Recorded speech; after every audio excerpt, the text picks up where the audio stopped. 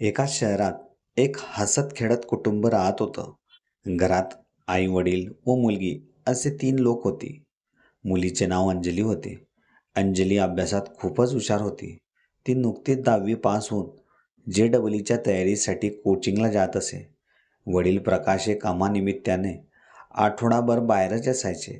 ते शनिवार व रविवारीच घरी यायचे आणि आई आशा ही घर सांभाळायची. ही जी अंजली नावाची मुलगी होती, ती सकाळी कोचिंगला गेल्यावर संध्याकाळीच घरी यायची आणि तिला जेव्हा पण मध्ये खायची इच्छा झाली, तेव्हा ती तिच्या मैत्रिणींसोबत क्लाससमोर असलेल्या नाश्ता सेंटरला जाऊन हलकासा ब्रेकफास्ट करून घेत असे.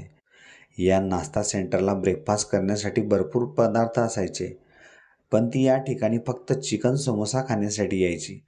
मग जेव्हा अंजलीने खाण्यासाठी समोसा घेतला, तेव्हा ती त्याच ठिकाणी उभी राहून तो समोसा खाऊ लागली. तेवढ्यात काउंटरवर उभा असलेला मुलगा तिला जोराने बोलला, "मैडम, थोड़ा साइड में होकर खाओ. आने जाने वालों को दिक्कत हो रही है. इतना भी पता नहीं है क्या आपको?" त्याच्यावर अंजलीला खूपच संताप आला. एवढ्या लोकांसमोर हा मला एवढा ओरडून का सांगत आहे? मग ती पण त्याला म्हणाली, "अरे भाई साहब, थोड़ा धीरे बोलो. मुझे भी सुनाई देता है." तेव्हा तो मुलगा काउंटर सोडून बाहेर येतो आणि अंजलीसमोर हात जोडून माफी मागतो. "मैडम, मुझसे गलती हो गई. आपको बुरा लगा होगा तो मुझे माफ कर दो." तो अंजलीला बसण्यासाठी आतून खुर्ची आणतो आणि तिच्याकडून त्या समोस्याचे तो पैसेही घेत नाही. अंजलीला खूपच मोठं वाटत होतं. मी रागवलो म्हणून तो ठिकाणावर आला, नाहीतर तो मला मूर्खच समजत होता, असे तिला वाटू लागले होते.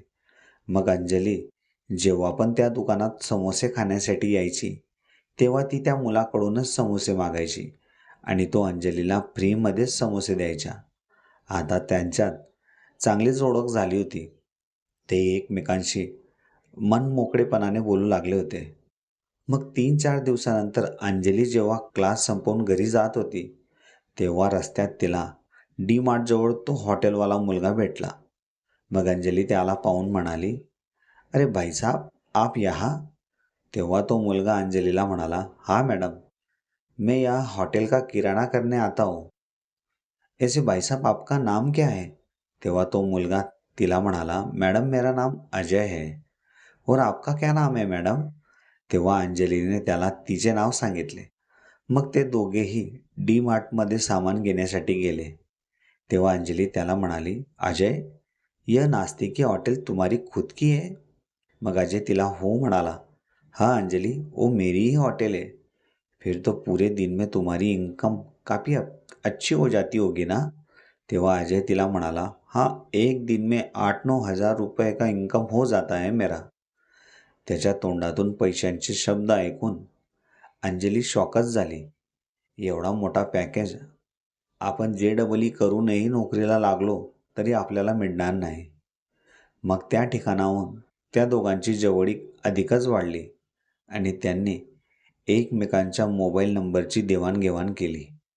आता अंजलीच्या डोक्यातून अभ्यासाचं भूत उतरलंच होतं आणि ती वेगळ्याच मार्गावर लागली होती. रोज रात्री ती अजयशी व्हॉट्सअपवर चॅटिंग करत असायची, व्हिडिओ कॉलवर बोलायची. त्यामुळे त्या दोघांना एकमेकांशी प्रेम झाले होते आणि घरात आई असूनही ही गोष्ट तिच्या आईला माहिती नव्हती. तिची आई एवढी शिकलेली नव्हती आणि तीही आपल्या वेगळ्याच दुनियात असायची. मग एके दिवशी अंजली तिच्या रूममध्ये रात्री अंगावर कपडे न ठेवता व्हिडिओ कॉलवर अजयशी बोलत होती. तेव्हा अचानक तिची आई तिच्या रूममध्ये आली आणि म्हणाली, "अंजली, अशा अवस्थेत तू कोणाशी बोलत आहेस?" तेव्हा अंजली तिच्या आईला सांगते, "अगं आई, मी पूनमशी बोलते. तिला दुपारपासून छातीत फार दुखत असल्यामुळे मी प्रॅक्टिकली तिला कोणत्या भागात दुखत आहे हे विचारत होते, म्हणून मला कपडे काढावे लागले." तेव्हा तिची आई तिला म्हणाली, "बेटा, व्यवस्थित सांग तिला." आणि तिची आई एवढं बोलून अंजलीच्या रूममधून बाहेर जाते. मग काही वेळाने अंजलीला अजयशी बोलून बाथरूम लागते, म्हणून ती बाथरूमकडे जाताना एक नजर आईच्या रूमकडे टाकते. तेव्हा तिला कळते की आईच्या रूममध्ये अजून कोणीतरी आहे. ती हळूच दरवाजा आतल्या बाजूने उघडते आणि समोरचे दृश्य पाहून ती चकितच होते. कारण अंजलीची आई आशा ही ब्रा घालून एका माणसासमोर उभी होती आणि आईचा एक हात त्या माणसाच्या सुंदर ठिकाणी स्पर्श होत होता. मग त्याचे ते पाहून माझेही तोंडाला पाणी सुटू लागले आणि शरीर पूर्णपणे पाणी पाणी झाले. मग आईने त्याला मिठीत घेतले आणि तिचे ओठ तिने त्यांच्या ओठांवर टिकवले. तब्बल 1 तासापर्यंत ते एकमेकांच्या ओठांचा रस चाखत राहिले. मग हळूच त्या माणसाने त्याच्या शेतातील गाजर आईला खायला दिला आणि म्हणाला, आशा, यह मेरे खेत का गाजर है, जरा चक्कर बताओ, मीठा है या कम मीठा है. तेव्हा आई त्या माणसाला म्हणाली, मुझे ऐसे ही स्वाद वाला गाजर खाने में अच्छा लगता है. तेव्हा लगेचच त्या माणसाने आईच्या अंगावरून ब्रा खाली केला आणि त्याने त्याची क्रिकेटची बॅटिंग सुरू केली. सुरुवातीला तो हळूहळू खेळत राहिला. त्यानंतर जेव्हा आई त्याला म्हणाली, क्या तुम इतने स्लो बॅटिंग कर रहे हो, जरा जोर जोर से शॉट लगाओ. त्यानंतर त्या माणसाने अगदी जोरजोरात बॅटिंग सुरू केली. इतक्या लांबवर त्याने शॉट्स मारले. आई व तो घामानेच ओलेचिंब झाले. त्यानंतर त्यांचे रात्रीचे 3 वाजेपर्यंत भरभरून प्रेम करायचा कार्यक्रम सुरूच राहिला. मग आई व तो मनुष्य दोघंही शांत झाले आणि ते दोघं सोबतच झोपून राहिले. त्या दोघांचे दृश्य पाहून माझं मनच विचलित झाले. मलाही अजयसोबत असंच भरभरून प्रेमाची बॅटिंग करावीसे वाटत होते. रात्रभर अंजलीला झोप लागलीच नाही. तिला सतत तेच चित्र आठवत होते. मग दुसऱ्या दिवशी अंजली क्लासला आली तेव्हा ती सरळ अजयजवळ आली आणि ती त्याला म्हणाली, अजय, तुम आज रात को मेरे घर आना. ऐसे भी हमें बाहर अच्छे से मिलने का मौका नहीं मिलता. घर पर आओगे तो मैंने तुम्हारे लिए सरप्राइज रखा है. मगर अंजलि, तुम्हारे घर पर मैं कैसे आऊँ? तुम्हारे मम्मी पापा भी तो होंगे ना घर पे. तेव्हा अंजली त्याला म्हणाली, घर पर मेरे साथ मम्मी रहती है और पापा दूसरे स्टेट में काम करने जाते हैं. अक्सर शनिवार और संडे को ही घर आते हैं. मगर इस बार अगले संडे को ही घर आएंगे, इसलिए निश्चिंत होके आना. तेव्हा अजय तिला ठीक आहे म्हणाला आणि बरोबर संध्याकाळी 7 वाजेला अजय अंजलीच्या घरी येतो. तिच्या घराच्या दारावर थाप मारतो. तेव्हा अंजलीची आई दरवाजा उघडते आणि समोर अजयला उभा पाहून ती त्याला विचारते, बेटा, आपको किससे मिलना है?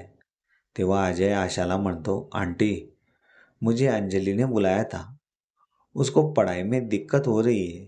अजयचा आवाज ऐकून अंजली धावतच दाराजवळ आली आणि त्याला पाहून म्हणाली, अरे सर, आप आ गए. मैं आप ही का ही इंतजार कर रही थी.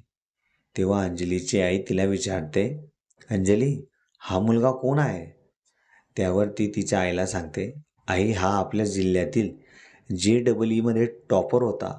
आता चांगल्या नोकरीवर आहे आणि आम्हालाही अधूनमधून शिकवण्यासाठी क्लासला येतो. तेव्हा तिची आई तिला म्हणते, पण हा आपल्या घरी का आला आहे?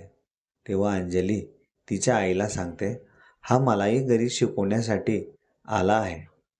आता तू जास्त बोलू नकोस, याच्याही स्वयंपाक कर, तो पण येथेच जेवणार आहे. अंजली त्याचा हात पकडून त्याला तिच्या रूममध्ये घेऊन जाते आणि तिने तिच्या रूमचा दार बंद केला. अंजलीची आई विचारातच पडली.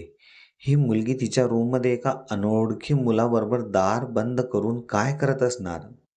मग आशाने रात्रीचा स्वयंपाक केला आणि अंजलीला जेवणाला बोलवले. पण अंजली बाहेर येऊन दोघांचे ताट बनवून रूममध्ये घेऊन गेली आणि जेवणानंतर ती आईला म्हणाली, आता आम्हाला डिस्टर्ब करू नको.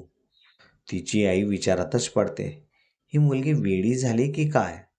मग आशा अंजलीच्या रूम बाहेर उभी राहून त्या दोघांच्या गोष्टी ऐकू लागते.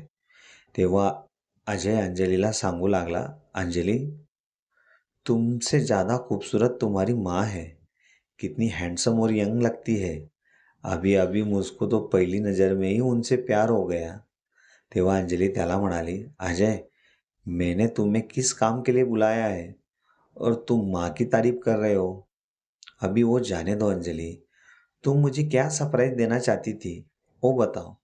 त्यावर ती अजयला म्हणाली, मुझे ना अजय, तुम्हारे खेत का गन्ने का रस चखना है.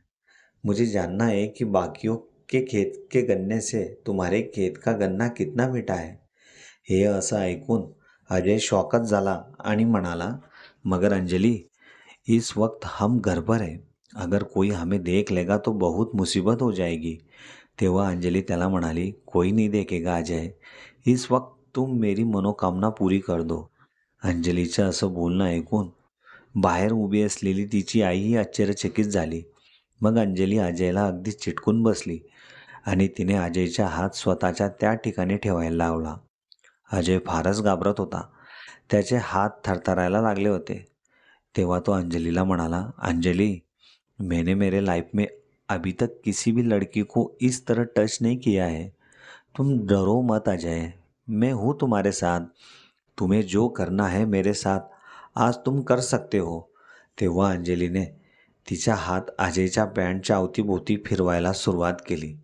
दोघंही फार गरम अवस्थेत झाले होते.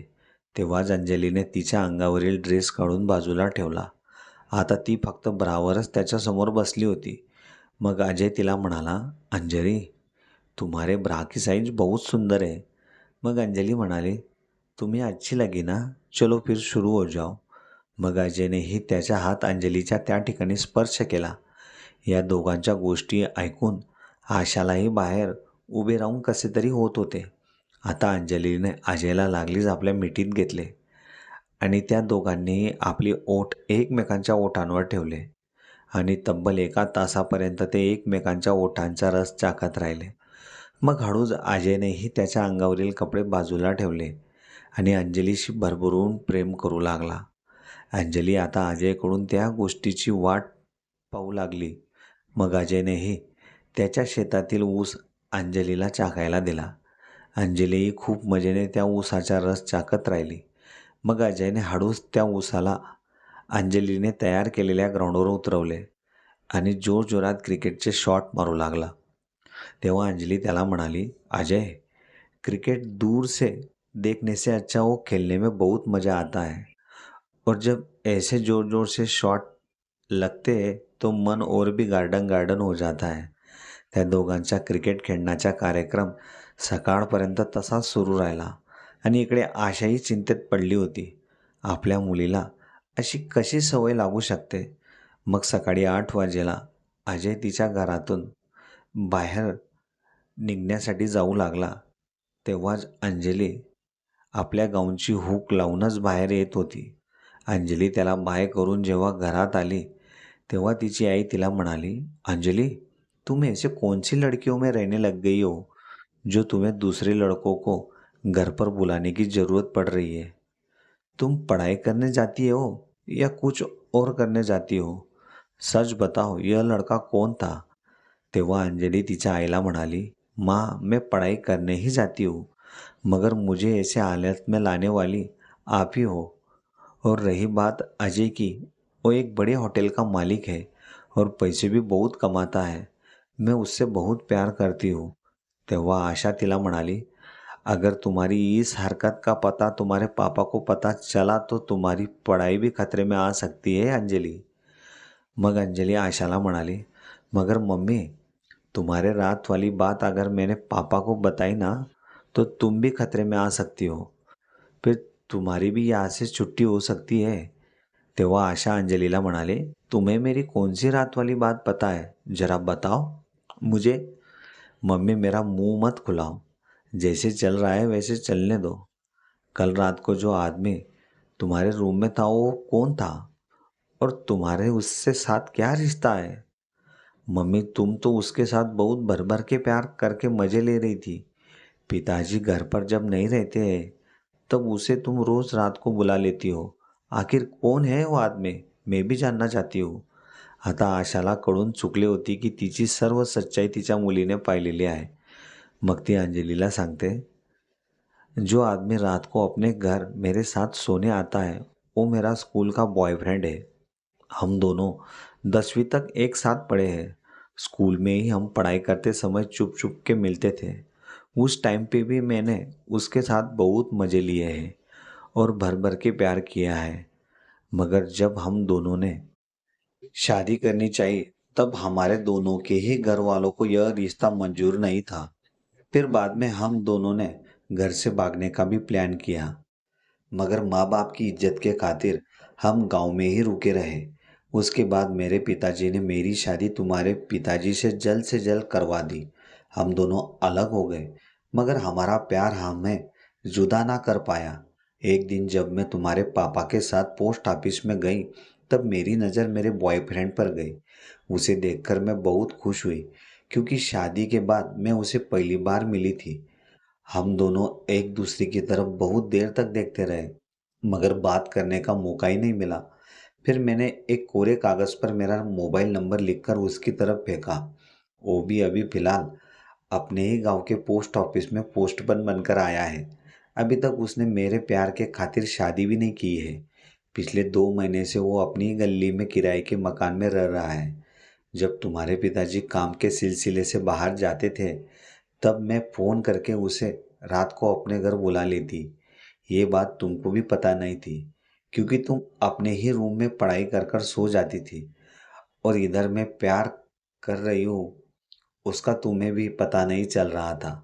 मगर अंजलि, एक बार मैं उसे बुला चुकी हूँ, अब उसे बुलाने का मन नहीं होता।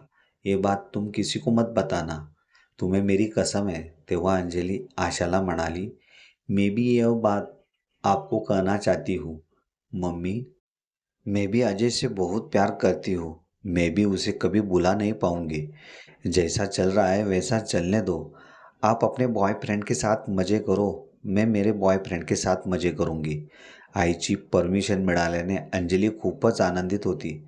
मग तिने मागच्या पुढचा विचार न करता सरळ अजय आणि तिच्या व्हॉट्सअपवर स्टेटस ठेवला आणि दुसऱ्या दिवशी तो स्टेटस तिच्या वडिलांनी म्हणजेच प्रकाशने पाहिला. प्रकाश अगदी घाईगडबडीतच कामावरून घरी परतले.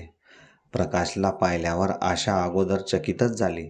या माणसाने तर येतेवेळी फोनही नाही केला आणि असा अचानक घरी कसा काय आला. आशा त्याला म्हणाली, अरे आपने आने से पहले फ़ोन भी नहीं किया. तेव्हा तो म्हणाला, अंजलि कहाँ है, तुम यहाँ घर पर रहती हो तो कम से कम उसकी तरफ ध्यान तो रखनी चाहिए. ये जो मोबाइल में स्टेटस रखा है उसके साथ ये लड़का कौन है, और वो लड़का उसके गाल पर किस कर रहा है. ऐसा कोई स्टेटस रखता है क्या. आशाने तो स्टेटस पाहिल्यावर डोक्यालाच हात लावला आणि स्वतःलाच म्हणाली, अच्छा खासा दोनों का काम चल रहा था, इस लड़की को अकल ही नहीं है. क्या जरूरत थी इसे यह करने की. आशा तुम जानती हो इस लड़के को. तेव्हा आशा प्रकाशला म्हणाली, मैं तो पहली बार ही देख रही हूँ इस लड़के को. अभी अंजलि कोचिंग गई है, आने के बाद पूछेंगे इस लड़के के बारे में. प्रकाश फारच संतापलेला होता. तो अंजलीची घरी येण्याचीच वाट पाहत होता. मग संध्याकाळी जशी अंजली घरी आली, तशी ती पण तिच्या पप्पांना पाहून चकितच झाली आणि म्हणाली, अरे पप्पा, आप कब आए. अंजली एवढंच बोलली. तेवढ्यात प्रकाशने अंजलीच्या कानपट्ट्यात सोडली, कोण आहे हा मुलगा ज्याच्यासोबत तू व्हॉट्सअपवर स्टेटस ठेवला आहे. अंजलीचे हातपाय थरथरायला लागले. परत प्रकाश तिच्यावर ओरडून विचारू लागला, सांग लवकर, कोण आहे हा मुलगा. तेव्हा अंजली तिच्या वडिलांना म्हणाली, पिताजी यह लड़का हमारे क्लास में हमें पढ़ाता है, तुम्हारा इससे क्या रिश्ता है. तेव्हा अंजली प्रकाशला सांगू लागली, इस लड़के से मेरा कोई रिश्ता नहीं है पिताजी. आता प्रकाशने अंजलीचे क्लासही बंद केले आणि तिच्याजवळ असलेला मोबाईलही जमा करून स्विच ऑफ केला. इकडं आशा आणि अंजली एकमेकांकडे पाहून तोंड वाकडं करू लागले. मग आशा अंजलीला म्हणाली, काय गरज होती तुला स्टेटस वगैरे ठेवायची. सगळं सुरळीत सुरू असताना का तुझं डोकं काम करत नाही. बस गप्प आता घरी. प्रकाशने आता तिकडचे कामही सोडले होते. मुलगी वेगळ्या वळणावर जाऊ नये आणि आपलेही नाम बदनाम होऊ नये म्हणून इकडेच नोकरी शोधू लागला. इकडे अंजली आणि अजयची 1 महिन्यापासून भेट झाली नव्हती. अंजली एकदम बेचैन झाली होती. जर अजय नाही भेटला तर मी माझ्या आयुष्याचं बरं वाईट करेल, असे ती तिच्या आईलाही सांगू लागली. मग एके दिवशी तिने अजयला आईच्या मोबाईलवरून गुपचूप बाथरूममधून फोन लावला आणि त्याला 3 दिवसांनी संध्याकाळी घरी यायला सांगितले. असेही तिने तिच्यासोबत घरी घडलेल्या सर्व घटना अजयला सांगितल्याच होत्या. मग ती तिच्या आईजवळ आली आणि म्हणाली, माँ, तुम्हें भी तुम्हारा प्यार चाहिए और मुझे भी मेरा प्यार चाहिए. मैंने परसों के दिन अजय को यहाँ बुलाया है. क्यों ना हम हमारे बीच आ रहे कांटे को हमेशा हमेशा के लिए निकाल के फेंक दें, और यह काम आपके अलावा कोई नहीं कर सकता है. इससे तुम भी तुम्हारे बॉयफ्रेंड के साथ खुश रहोगी और मैं भी अजय के साथ शादी करके खुश रहूंगी. तेव्हा आशा अंजलीला म्हणाली, मैं कोशिश करती हूँ तुम्हारी मदत करने.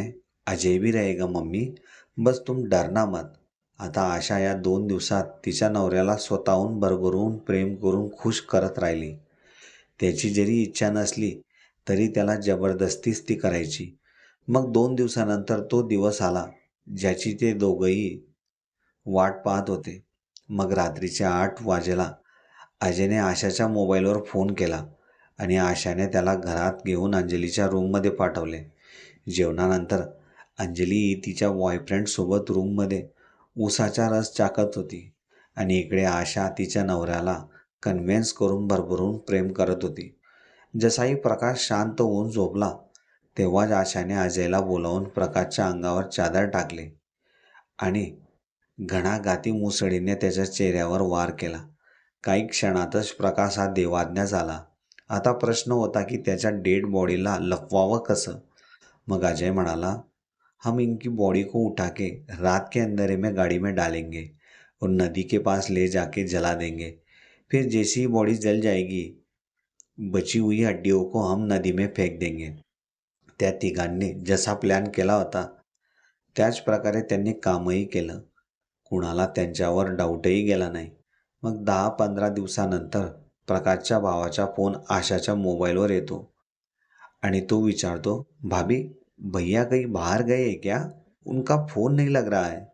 10-15 दिन पहले उनसे मेरी बात हुई थी, मगर अभी फ़ोन स्विच ऑफ आ रहा है. तेव्हा आशा त्याला सांगते, भाई साहब, 10 दिन पहले ही उनकी और मेरी एक छोटी सी बात पर बहुत बड़ा झगड़ा हुआ था. उसी बात पर गुस्सा होकर बाबा जी के आश्रम में जाने की बात कर रहे थे.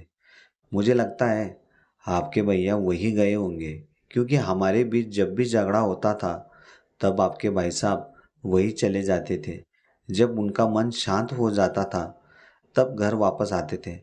एवढं बोलून आशाने फोन कट केला आणि इकडे आशा आणि अंजली एकमेकांच्या बॉयफ्रेंडसोबत आता मजा मारू लागल्या होत्या. पण एके दिवशी अंजलीला क्लासला जायला 2 तास उशीर झाला होता. मग ती स्वतःच विचार करून म्हणाली, अभी तो देर हो गई है तो नाश्ता करके ही जाते हैं, फिर बाद में टाईम मिले ना मिले. म्हणून ती समोरच्या नाश्ता सेंटरच्या काउंटरवर अजयला शोधू लागते. पण अजय त्या ठिकाणी नसतो. तेव्हा अंजली काउंटरवर उभा असलेल्या माणसाला विचारते, भैया, यहाँ जो काउंटर पर अजय नाम का लड़का बैठा था वो अभी कहाँ है. तेव्हा तो मनुष्य अंजलीला सांगतो, मॅडम, यहाँ कोई अजय नाम का लड़का काम ही नहीं करता. मग अंजली त्या माणसाला सांगते, भैया, वो इस होटल का मालिक है. तो मनुष्य हसून अंजलीला सांगतो, मैडम, पिछले 10 सालों से ये होटल मैं चला रहा हूँ और मैं ही इस होटल का मालिक हूँ. त्या माणसाचे बोलणे ऐकून अंजली शॉकच झाली. तिचा चेहरा अगदी कावराबावरा झाला. तेवढ्यात त्या माणसाच्या शेजारी उभा असलेला मुलगा म्हणाला, मैडम, जो लड़का आपको डेली फ्री में समोसा देता था, आप उसी की बात कर रहे हो ना. अंजली त्या मुलाला सांगते, हाँ भैया, मैं उसी अजय की बात कर रही हूँ. तो मुलगा अंजलीला म्हणाला, मैडम, उसका नाम अजय नहीं है, उसका नाम प्रवीण है और वो इस होटल में बर्तन मांजने का काम करता है, वो भी 300 रुपये रोज के हिसाब से. अंजलीच्या डोळ्यातून पाणी येऊ लागले. भैया, वह प्रवीण मुझे कहाँ मिलेगा? पीछे ही गोडाऊन में बर्तन धो रहा होगा. मग अंजली रडतच त्या गोडाऊनच्या आत आली. मग अजयला ती अजय न बोलता प्रवीण बोलावून हाक मारते. तो प्रवीण मागे वळून पाहतो तर अंजली उभी होती. हिला माझे नाव कसे कळाले? कोणी सांगितले असावे? पण जेव्हा तिला याची खरी हकीकत कळाली तेव्हा त्या दोघांमध्ये खूपच भांडण झाले. अंजलीने त्या प्रवीणच्या 2-3 कानफट्यात मारल्या आणि म्हणाली, आइंदा मुझसे मिलने की जरूर भी मत करना. आज से तुम्हारा और मेरा कोई रिश्ता नाही आहे. एवढं सांगून ती त्या ठिकाणाहून निघून घरी गेली. इकडे प्रकाशचे भाऊ सतत त्याच्या भावाच्या चौकशीसाठी फोन करतच असायचे. मग त्यांना त्यांच्या वहिनीवरच शक झाला आणि त्यांनी त्या गावातील पोलिसात आपल्या भावाची मिसिंग कंप्लेंट केली. आणि इकडे 7-8 दिवसानंतर अजयने स्वतः फेसबुकवर एक पोस्ट टाकली. त्यात त्याने स्पष्ट सांगितले होते की अंजलीच्या वडिलांचा मर्डर झाला आहे आणि तो मर्डर हा तिच्या आईने व तिने मिळून केला आहे. ही गोष्ट व्हायरल झाली. त्यात त्याने सर्व सांगितले आणि ती गोष्ट पोलिसांना कळाली. पोलिसांनी लागलीच त्यांना उचलले आणि ज्या ज्या ठिकाणी त्यांनी प्रकाश यांना मर्डर करून नेले होते त्या त्या ठिकाणी त्या तिघांनाही नेऊन पोलिसांनी चौकशी केली. आता अंजली, आशा आणि अजय पोलिसांच्या ताब्यात असून ते जेलमध्ये अपराधी म्हणून शिक्षा भोगत आहे. म्हणूनच वासनेच्या आहारी येऊन संतापात घेतलेला कोणताही निर्णय हा स्वतःसाठी अयोग्य ठरतो. ही गोष्ट या ठिकाणी दर्शवली आहे.